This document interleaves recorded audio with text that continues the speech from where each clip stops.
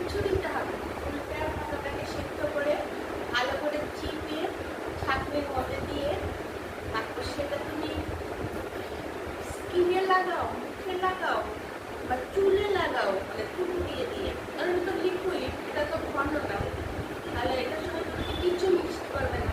পাতাটাকে ভালো করে সিদ্ধ করে তাতে যতটুকু রস তুলে নেওয়া যায়। আর আর না হলে তুমি সেদ্ধ সিদ্ধ করে ছাড়া মিক্সিতেও করা যায়, তাহলে একটু ঘন ঘন পেস্ট হয়। সিদ্ধ করলে রসটা বেশি টেম্পেল টেম্পেল হয়ে যায়, ওটার সময় চুলটার মধ্যে এরকম করে দেওয়া যায়, শরীর থেকে বেশি দিয়ে দিয়ে পড়বে। তুমি সবথেকে ভালো মিক্সিতে পেস্ট করে নাও। মিক্সিতে পেস্ট করলে ঘন ঘন ঘন ঘন পাতা বাটার মতো হবে, এরকম পাতা বাটার মতো হবে।